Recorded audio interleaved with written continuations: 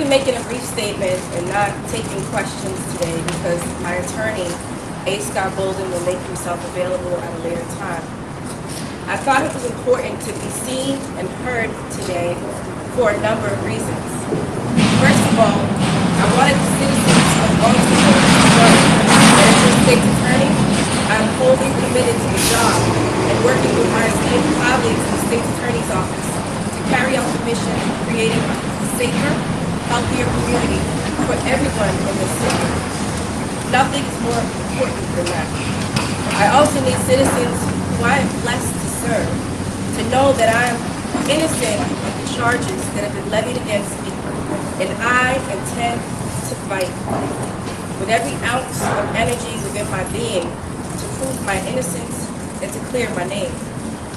As a Black woman, a lawyer, a wife, and a mother looking to serve my community, I sought elected office because I knew there was so much more we could do and should be doing to bridge the divide between the criminal justice system and the communities that we are trusted to serve.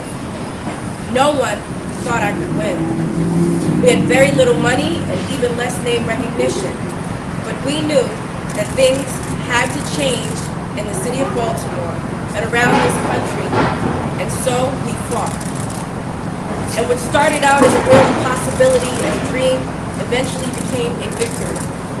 I never looked at my ascension to the state's attorney as a victory for Marilyn Mosby, but honestly, I saw this blessing as the acknowledgement and my marching orders from the people of this city that things had to change and we had to do more to get the safe and progressive change in the criminal justice system.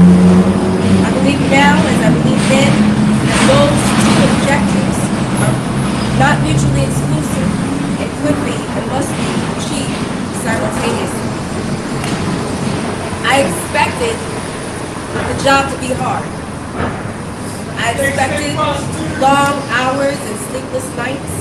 I expected criticism and critique from both the media and the citizens. I expected to miss games and recitals and to sacrifice much of the time and energy it takes to raise two little girls so that I could do my part as a public servant to achieve the goals and objectives of the state's attorney's office. What I did not expect was to be personally mocked and ridiculed, sued, or to have to incessantly fight to keep my law license.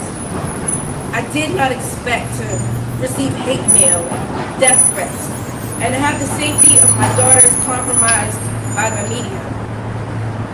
I did not expect to need 24-hour armed security. I did not expect to incur personally more than $500,000 in legal bills, defending myself from frivolous investigations and attacks on nearly every front. I did not expect for an investigation into my professional travel, which I asked for, to somehow snowball into state ethics, state election board inquiries, federal investigations, and ultimately a federal indictment. I'm so disappointed, but unfortunately not shocked, that my family and I find ourselves in this position. You see, ever since I walked down the steps of the War Memorial on May 1st, 2015, announced charges against 6 police officers in the killing of Freddie Gray, I have had a target on my back, and I get it. As a state's attorney for Baltimore City, I've used my power and my discretion to do things that a lot of people in this country just don't like. I've sought to ensure one standard of justice regardless of race, gender, zip code, or occupation. I've prosecuted several police officers for violating the rights of citizens. I've sought to end the war on drug users and people of color by decriminalizing drug possession and sex work. I've fought for second chances for people serving life sentences. I've exonerated 12 innocent Black men that the justice system wanted to rot in prison for more than 300 years for crimes they didn't commit. I get it. This is not what prosecutors usually do. And many people will forever hate me for it. Because of my commitment to racial justice, I've had to contend with powerful institutions that have come after me by any means necessary. Donald Trump called for me to be prosecuted several years ago, and I fought back against his administration. I fought back against the governor who plays politics and doesn't like my policies. I fought back against the consistent harassment of the Fraternal Order of Police. I fought back against the right-wing media that trades on misinformation and scaremongering. I fought back against the same U.S. Attorney's Office that is charging me now when they warned me not to charge the police in the Freddie Gray case. I fought back against the exact same federal prosecutors prosecuting me now who maliciously and erroneously implicated my office in the gun trace task force scandal. What I've come to learn in fighting for what's right is that there are many in this country wholly committed to defending the status quo, who also realize that those of us who are equally committed to dismantling the status quo are businesses used in this city and in this country. I get it. But the people who sent me here did so because they know we need to fight against mass incarceration and dismantle the status quo of the criminal justice system that has devastated far too many families and communities in the city and in this country. Quite simply, I fight for those who don't have enough people fighting for them in place. I firmly believe that differences in ideology, policy positions, and governing philosophies are fair game and should be passionately debated and heavily scrutinized. That's democracy at work. But our differences in policies and governing should not make any of us subject to unreasonable and unyielding, abusive attacks, investigation, and prosecution. I'm here before you today to state unequivocally that I am innocent, and I intend to do what I've always done since I became state attorney for the city and in the city that I love. Fight. I will fight these charges with everything I have in me, and I will be victorious.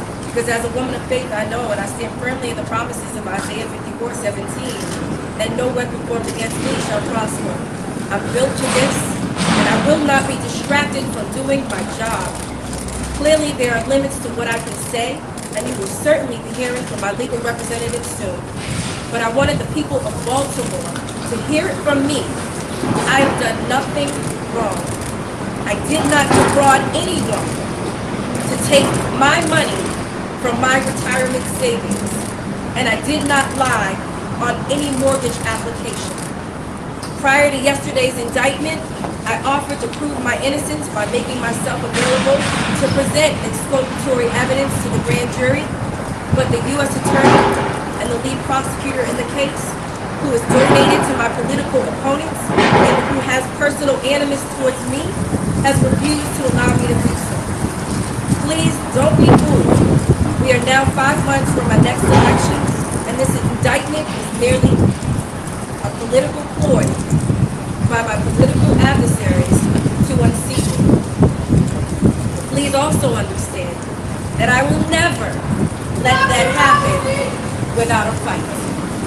I truly appreciate everyone who's reached out with encouraging words and positive energy, and every prayer that has been sent our way.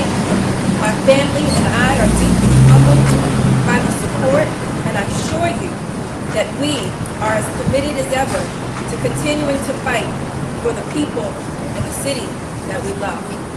Thank you.